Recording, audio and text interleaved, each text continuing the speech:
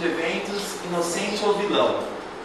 Se eu coloquei turismo de eventos como inocente ou vilão, eu parto do princípio de que nós temos aí duas vertentes quando nós pensamos os eventos e quando nós pensamos no turismo. Especificamente o turismo de eventos, certo? Como todo tipo de atividade humana, o turismo de eventos, ele pode ser considerado como inocente ou vilão. Ou seja, tudo que você faz, muitas vezes é bom, ou isso muitas vezes pode ser ruim. Isso significa que, assim como qualquer atividade humana, o turismo de eventos gera impactos. Nesse lado nós temos os impactos negativos ou os impactos positivos, certo?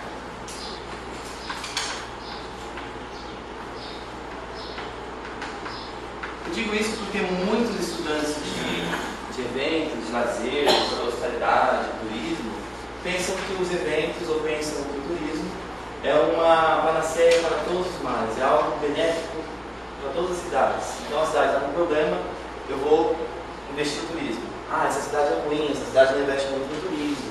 Ah, essa cidade ela é boa, ela investe no turismo. Olha só como ela trouxe impactos positivos para quem mora nela. Não é isso? O que vocês pensam a respeito disso em relação, por exemplo, será que o turismo só traz benefícios para uma cidade? Será que os eventos vocês vão vivenciar aqui na Falseta? Com certeza que não.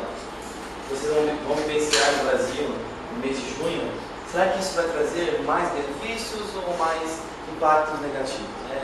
Essa é a nossa dúvida que sempre paira aí no nós que estudamos, a gente sempre fica nessa discussão, né? A gente sempre fica nesse julgamento.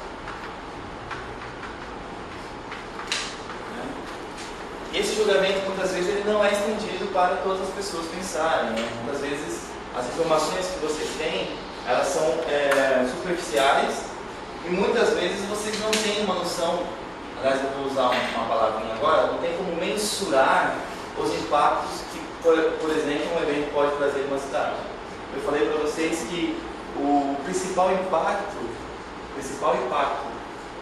que um evento traz, até chamei os eventos de catalisador de mudança social, lembra dessa expressão? O que significa isso? Quer dizer que ele acelera as mudanças sociais, né? Ou seja, ele altera algumas, ele favorece ou desfavorece a alteração de algumas mudanças no quadro social. Aí se você quiser citar o William Sachs, lembra? Aí você começa a pensar nos três, no tripé da sustentabilidade, que eu falei na última aula, certo? Então você começa a pensar, olha, mas isso vai afetar o ambiente, isso vai afetar a parte econômica, isso vai afetar o quê? Posso dizer para vocês que há uma certa convergência dos autores que concordam o seguinte, que o turismo, no mínimo, o turismo no caso de eventos, no mínimo, vai alterar o quê? A autoestima das pessoas que moram no local em que é realizado um evento. Por exemplo, você mora em Venceslau. Que festa que tem famosa em Venceslau?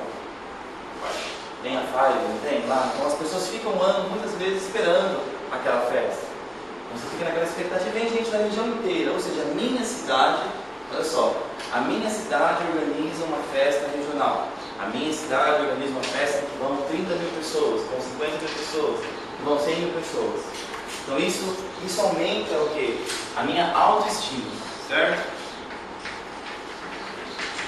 Ou seja, por quê? Porque eu sinto que eu faço parte de um circuito, eu sinto que eu faço parte de um círculo, eu sinto que eu sou importante, eu sinto que eu sou reconhecido, eu sinto que a minha cidade é importante no cenário, no mínimo regional. Então eu me sinto bem com isso, eu tenho orgulho disso, certo?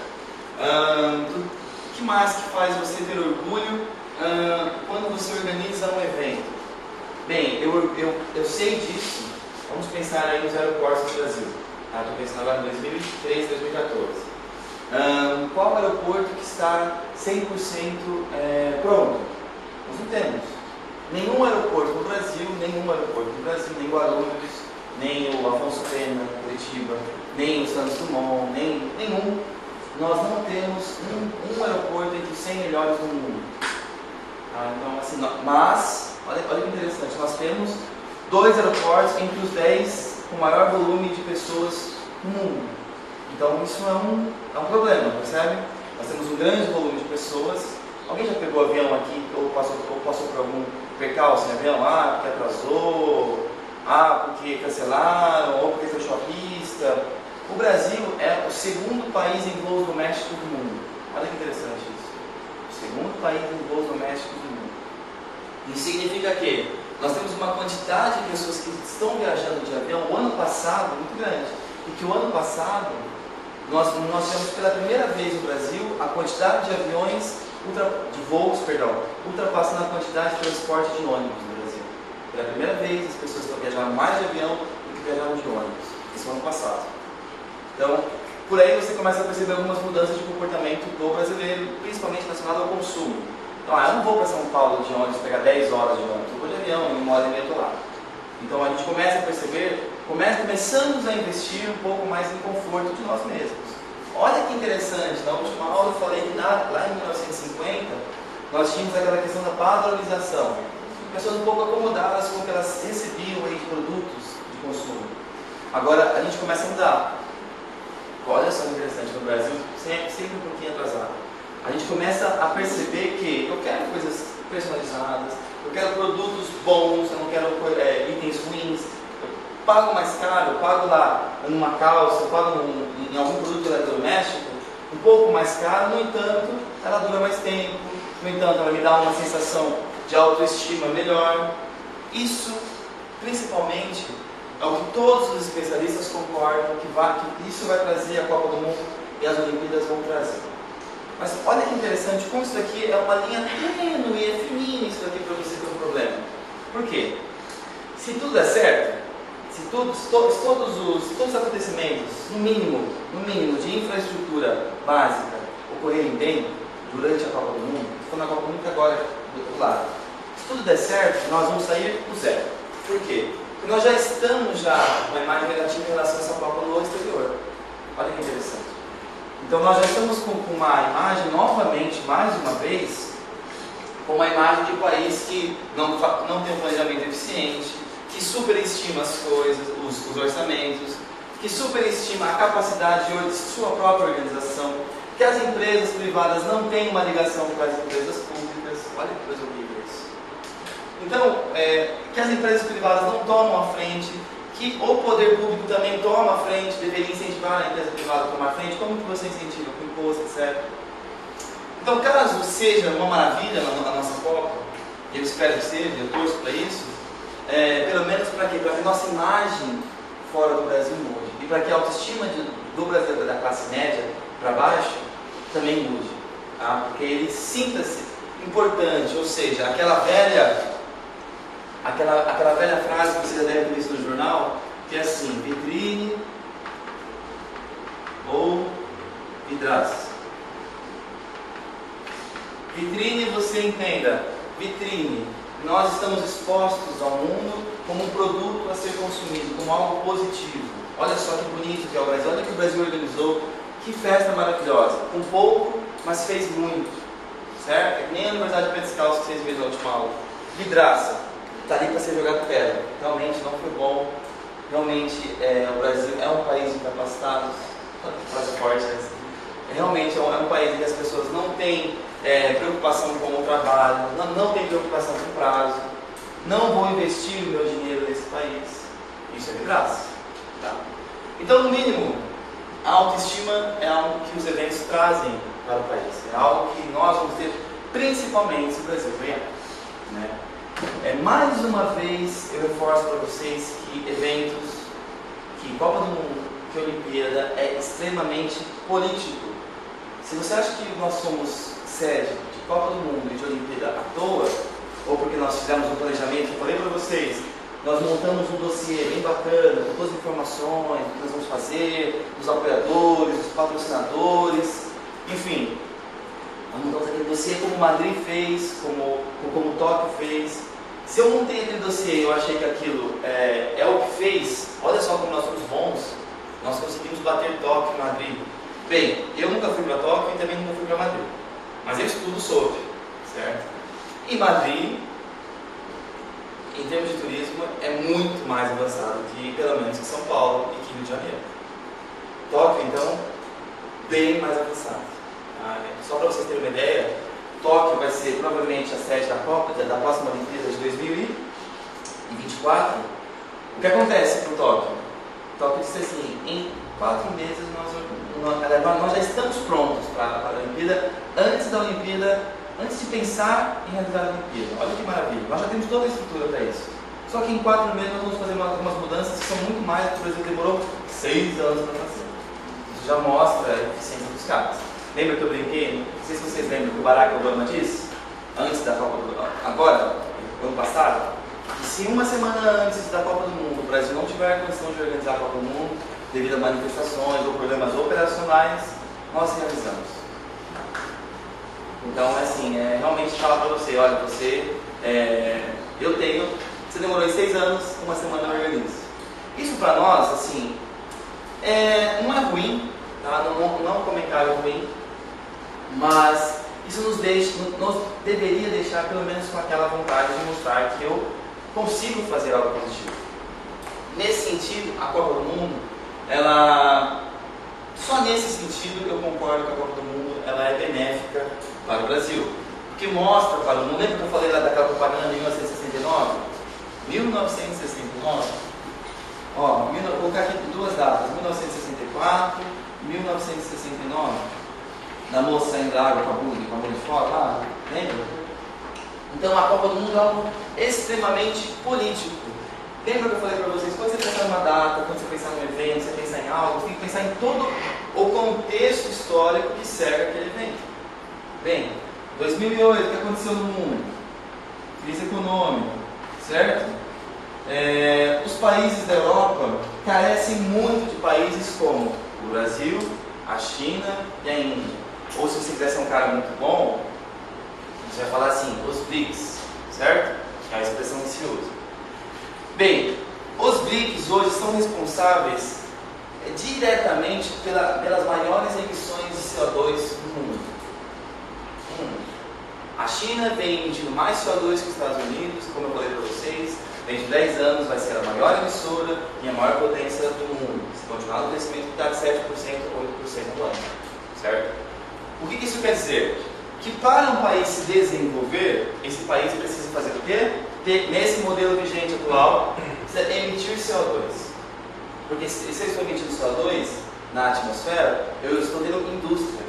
Estou tendo indústria, estou produzindo mais. Se estou produzindo mais, eu cresço mais, eu exporto mais, meu PIB cresce, meu crescimento anual cresce, o que acontece? Eu estou crescendo. Então, o que eu faço para impedir o seu crescimento? Eu digo para você assim, Marcelo, você não pode emitir a partir de tantas toneladas de CO2 por ano. Por quê? Porque isso não é bom para o meio ambiente. Na verdade, isso não é bom para o meio ambiente, não é bom, mas também não é bom para mim. E se você emitir, você China, o que acontece? Você cresce muito, isso vai me passar.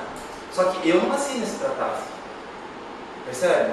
Professor, existe um tratado sobre país que menos solta CO2 na camada. Se não me engano, parece que tem esse tratado. Ele é feito de 50, alguma coisa assim. Então, isso na visão dos economistas é um tiro no pé, Débora. Por quê? Porque eu tenho, olha só, um modelo vigente.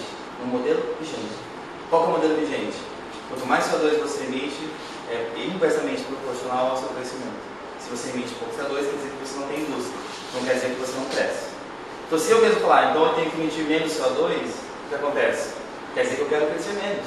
Porque eu vou ter que restringir a minha indústria de emitir CO2. A não ser que eu tenha outras formas, outros modelos de pensamento de desenvolvimento econômico. Mas o Brasil não tem isso. Se você parar para pensar em energia solar, energia eólica, a nossa matriz ela é meramente hidráulica. Por que eu estou falando isso? Para cair um pouquinho no contexto político, aqueles impactos positivos e negativos. Vocês estão vendo em São Paulo o que está acontecendo. Pouca água, está tendo um racionamento de água, de energia também vai ter. Só não teve ainda porque lá em 2002 se investiu muito em termoelétricas. Eu queimo a biomassa e gero energia com isso, porque senão eu já teria tido mais apagões. Esse ano foi o ano que mais teve apagões na história do Brasil. Aqui em Brasília chegou, nós tivemos 11 já. O máximo que tinha tido antes era 5. Então. Meu pai ainda está tirando, foi de volta. Exatamente por causa dessas oscilações nas transmissoras de energia. Esse que é o problema. O que eu quero dizer com isso? Que para um país desenvolver, ele precisa investir o quê? Em obras, ele precisa investir em estrutura, em infraestrutura, se você quiser mudar a frase. Eu comentei sobre aeroportos. O aeroporto de Guarulhos não está pronto, os outros aeroportos não estão prontos, não estão operando. Nós temos uma real carência de voos. Só para vocês terem uma ideia, a Gol e a TAM, as brasileiras, as maiores, pediram mais 1000 voos só no período. Tem que fazer um pedido oficial para o governo abrir, para a ANAC abrir essas linhas aéreas que são chamadas, né? Mais 1000 voos, embora nós vamos ter no Brasil, no mês de junho, 600 mil turistas apenas. O que isso significa? Que um país que recebe 6 milhões de turistas por ano, cada turista gastando uma média de 5 mil reais, no período que ele fica no Brasil, 5 a 11 mil reais, que é o máximo, eu tenho 6 milhões, isso significa que eu vou ter só no mês de junho 10% a mais anual. Mesmo assim, isso é muito pouco. Comparado a outros países, comparado à Argentina, comparado à Europa, comparado aos Estados Unidos, essa quantidade em um mês, ela é pouca. E se você diluir isso ao longo do ano, ainda assim é pouco. Então, quando falarem para vocês assim, porque o Brasil vai ter um boom, o Brasil vai ter uma quantidade exacerbada de turistas ao longo da Copa, vou fazer uma previsão aqui, mandinar, certo? Não vai ter. O único problema no Brasil sério hoje são a quantidade de quartos de hotéis. Nós não temos o suficiente, principalmente fora dos grandes centros. Isso eu não sei como que vai se resolver. Assim, realmente, não tem um estudo para analisar como isso vai se resolver. Não sei. Olha que interessante, só para ilustrar o que eu estou falando. Em 2012, em Londres, nunca se viu a cidade tão vazia. A cidade, em julho de 2012, estava 30% mais vazia do que antes da Olimpíada. Por quê? Porque os ingleses, sabendo dessas informações, lá, como eu falei para vocês, a cidade mais visitada no ano passado, o que eles fizeram? Vou embora. No mês de junho eu vou viajar. Bem, o Brasil faz ou fará algo parecido? Sim, já fez, na realidade de vocês. Vocês começaram a ter aula em janeiro, para dia 11 de junho, vocês não estarem mais aqui. Olha só que é quando começa efetivamente a Copa do Mundo. Ou seja, para nós aqui por dentro não faz diferença nenhuma. Mas para quem mora em São Paulo, faz uma diferença considerável. Não sei vocês perceberam essas últimas 2 semanas, quando você vinha de carro, vinha de ônibus, 2 semanas atrás fica tranquilo. 2 semanas para cá já vem bem mais lotado, você demora pelo menos 50% de tempo a mais para vir. Imagina isso em São Paulo, no período da Copa do Mundo, que vai ter turistas. Então, assim, isso foi uma medida inteligente do governo. Não para nós não vai ter nada, mas como é um calendário unificado do Estado de São Paulo, foi uma medida interessante. Realmente, isso tem um impacto significativo. São dados, eu falo para vocês que quem for trabalhar com eventos, ou quem for trabalhar pensando no que está fazendo, tem que ter dados. Eu já falei para vocês, quantos por cento da população prudentina ganham até 10 mil reais? Quantos por cento da população ganham até 5 mil? Tudo bem, desses 10 mil, com o que eles gastam? 30% é com lazer. E a classe C e B, gasta 5% com lazer. Isso, fonte que vocês têm aqui, informação gratuita, é só mandar um e-mail, você vai. Isso você tem que ter, quando você for montar uma empresa, quando você for prestar algum serviço de consultoria, assessoria, você tem que ter esses dados. Estados aqui, por exemplo, para fazer uma comparação. Como que foi lá na Olimpíada em Barcelona, que foi a Olimpíada que deu certo? Agora vamos trazer para a nossa realidade. Como que foi a Olimpíada na África do Sul? Isso é uma coisa que vocês estão fazendo eventos agora, vocês têm que sempre ler. Tem uma reportagem lá no jornal, revistas dessas periódicas que vocês gostam, tem que ler. O que aconteceu lá na África do Sul? Qual é a comparação? Não tem nenhuma matéria comparando as duas, porque, professor, o que você está falando? Nós temos uma realidade parecida com a África do Sul? Sim, muito parecida, aliás. A estrutura de Joanesburgo é muito próxima da nossa. Mas olha que interessante, eles não têm metrô. São Paulo tem metrô, Curitiba tem metrô, Rio Metrô, não sei se posso falar que o metrô do Rio é o metrô, porque é uma linhazinha, né? Mas é o metrô, certo? Agora pensem comigo. Como eles faziam, professor? Como eles fizeram a relação ao hotéis? Vocês não tinham hotéis também. Como eles fizeram a relação ao transporte quando tinha metrô? Como eles fizeram? Aí você pensa, mas o Nordeste é uma cidade que não tem metrô. O que estão fazendo? É isso que você tem que se perguntar, como organizador de eventos. Tá? Porque quando você for organizar evento, até brinquei com vocês, vai organizar uma formatura. Vai organizar um casamento, que são eventos pequenos comparados a esses mega eventos. São eventos sociais, que a gente chama. De onde as pessoas vão vir? Ela vem por qual estado? Esse serviço, se você se preocupar com isso, quase ninguém faz. Mas é uma preocupação fantástica. Mas a sua família vai vir da onde? Minha família vai vir lá de Minas Gerais. Mas qual estado vão pegar? Vamos fazer um roteiro para eles. Vamos montar um roteiro, falar até onde eles podem parar especificamente. É isso. Guardar as devidas proporções. É isso. Impactos positivos. Eu coloquei aqui principal autoestima. Outro impacto. Pessoal, 8 horas eu vou descer e já volto em 10 minutos, tá? E vai ter outro concurso que eu só preciso entregar a prova e eu já volto. Autoestima é algo. Isso para mim é o que mais mexe com o brasileiro. Tá? É o famoso pão e circo, certo? Então eu sinto que olha só como o país está bem, olha como o Brasil fez isso. E outra coisa, para que existe mídia, né? A mídia existe para você abafar as informações, ou para você elevar as informações quando você julgar que aquilo é necessário. Vai acontecer muita coisa que não vai ser divulgado. Vocês viram, por exemplo, que vocês sequestraram um avião lá em Sochi, na Rússia? Sequestraram um avião lá em Sochi. O cara tentou derrubar um avião nos jogos, mas foi assim, foi super abafado. São coisas que acontecem, que vão acontecer no Brasil, que a gente não vai pensamento, certo? Autoestima. Se eu fosse não, eu sou, né? Alguém muito voltado ao turismo, eu diria que os impactos econômicos, né? Os impactos econômicos, é óbvio, né, pessoal? Pensa aqui, 600 mil, 10% só em um mês. É um impacto. Hoje vamos ter um crescimento na quantidade de turistas de aproximadamente uns 20% só em um ano. Porque o Brasil demora às vezes 5 anos para alcançar de crescimento, em um ano vai aumentar esse crescimento. Isso já é um impacto econômico significativo. Ou seja, impactos econômicos relacionados também a oportunidades.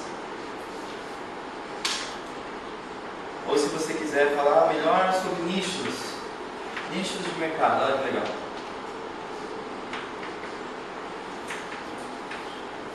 Isso é um impacto assim, extremamente visível e que políticos vão usar muito, né? Principalmente no ano eleitoral, nós vamos usar muito. Lembra que eu falei por que a gente teve a Copa de 1950 no Brasil? 1950 no Brasil. Quem foi o campeão? Uruguai, certo? Por que o Brasil organizou uma Copa em 1950? Lembra? Se você pensar na Copa de 2014, quem pensar na Copa de 1950?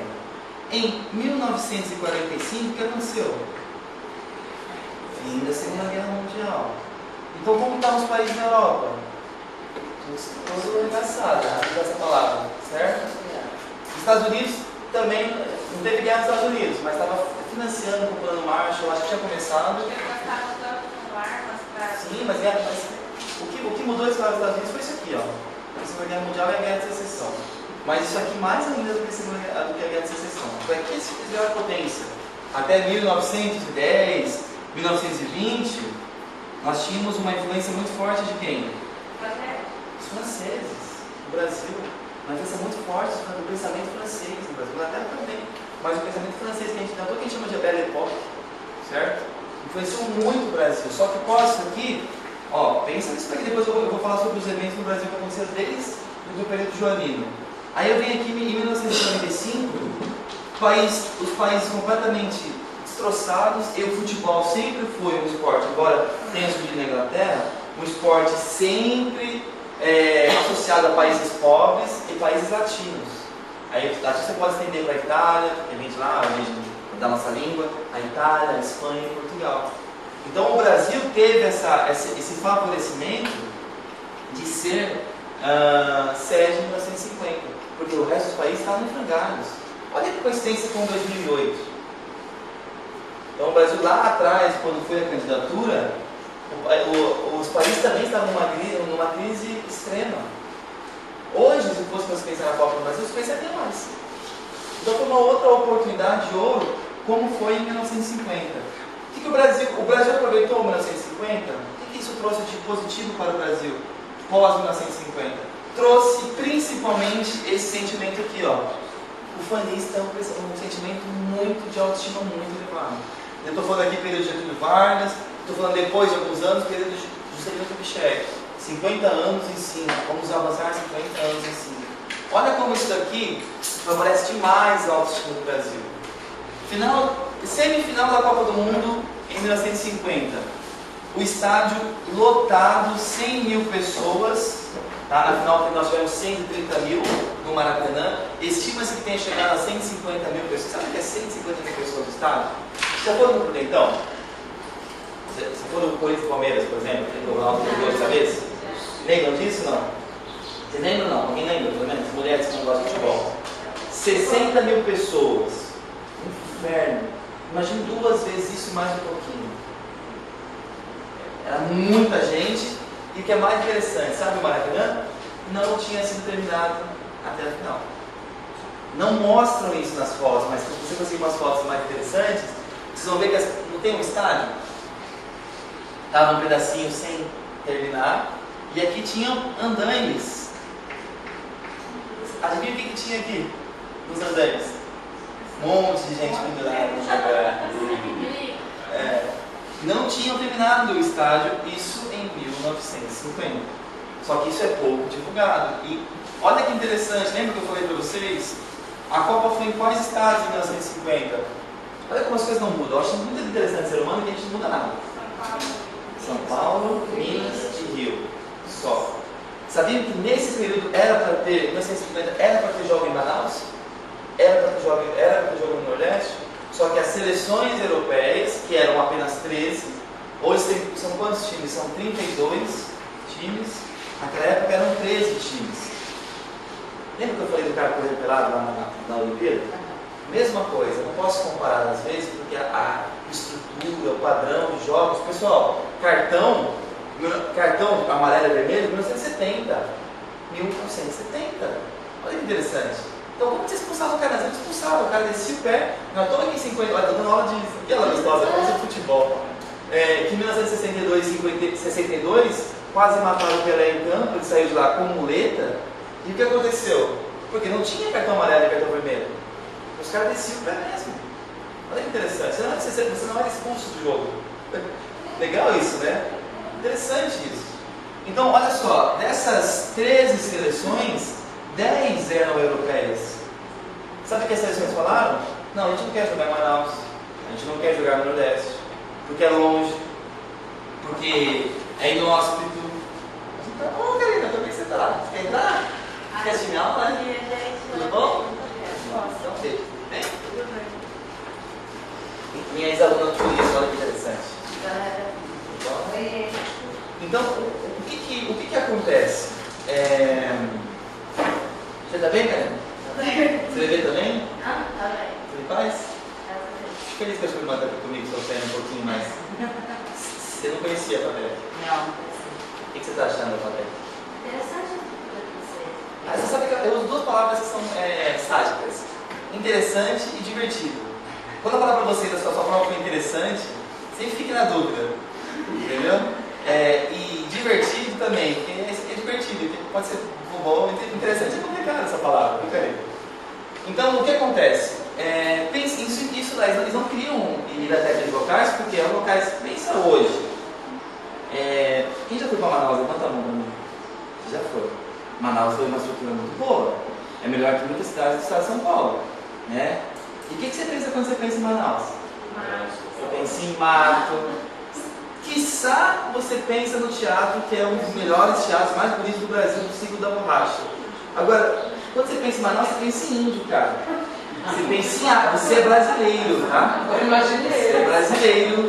Você é brasileiro, você pensa no seu país, tem índio andando na cidade peladão. Ainda mais que mataram 3 caras lá, você já faz aquela relação de que é do lado. Que o negócio é gigantesco, a distância de Porto Alegre a São Paulo, mas você acha que mataram o índio lá em Manaus. Você é brasileiro, certo?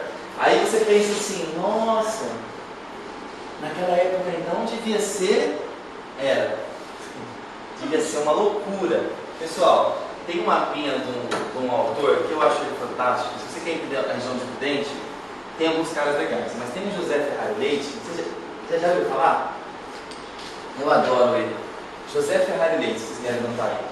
E ele mostra os mapas da nossa região do estado de São Paulo até 1950, 1950.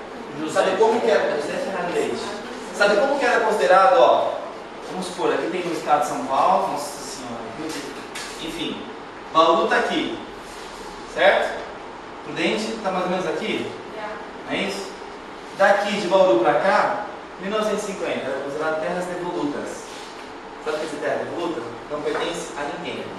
Até 1930, olha só, 1930, a minha bisavó já tinha 21 anos. Sabe, ou seja, é extremamente recente. Essas terras aqui eram terras habitadas por indígenas. 1930.